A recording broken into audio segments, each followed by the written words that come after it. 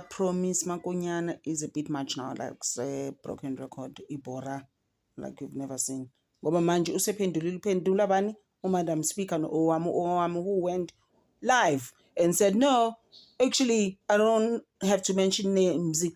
Anginandaba ngikhulumela nje into engiyikhuluma, but I mean we all knew ukuthi Promise Makonyana. She's the same person osuwa abantu sisters. Angazi ukuthi Promise semsuwa-ke nje bebhizi, kodwa I guess she didn't really say the name.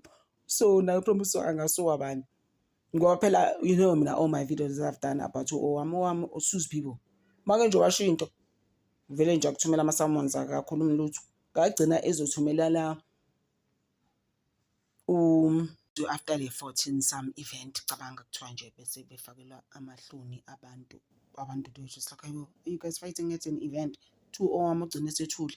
People like, yo zovela msuwe nje lengane abathi uLasizwe Dambuza, cause oh my gosh, but the stuff she was saying to he was saying to owami was beyond me, you know. So ke usephendulile ke usisi lo ukuthi aningeke nilibele nithi my husband dead, mina my parents have been married for 39 years kusho uPromise. So mina I will always believe in marriage. Anginandaba ukuthi nilibele my husband dead, and my umuntu you are allowed to evolve. Grown up, I'm matured. What do you want from me?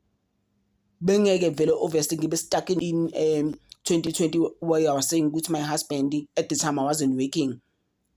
Go COVID and all of that, he was making the money. I didn't really have much at the time. Velege, I was relying on him basically. So bathi uphendula uMadam Speaker usisi njengoba ekhuluma, bathi uphendula owami ukuthi hlukanani nami, I'm not perfect, leave me alone please. Oh my gosh, she went on live, she wabatshela where to get off, those two. Madam Speaker kakhulumi. Hey, I'm just like, wow sisi. Athi uPromise yena should always believe in marriage. Akanandaba nabantu. Kodwa naye uPromise what was she doing? Mase sikhulumela nje guys. Why did she call indoda ka, or should I say ex-husband ka owami? Who even does that? like what do you even get off? Wenza ama-interviews nama-ex-ndodas zabantu, ama-ex-husbands zabantu, and be speaking to them. Oh, so not divorce. So what happened? Guys, those things don't even matter. Like, why would you care? You know, like I for one, for example, I'll never do that. So igama lika Promise ke Elisha, oh my husband this, my husband that. Uthi life happens. Fanele nze njani? What must happen now? Ngoba impilo injalo. I mean, you can't ushade namhlanje. It's okay ke I'll divorce in 10 years time. You don't know.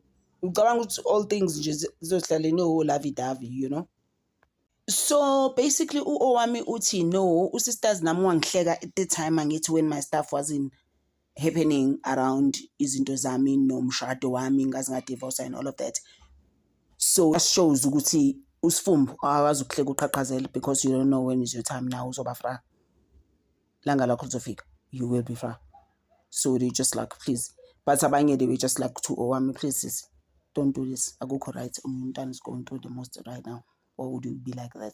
Iphelela lapha indaba yabo guys. Please guys subscribe hani uNews Galo. Namanje akakabhadala uNews Galo, bathe basam reviewer. They've been reviewing uNews Galo since March guys. I've been waiting. I'm just like, guys, sometimes I understand your YouTube, but it's all good. Thank you so much guys for your support. Intanda over.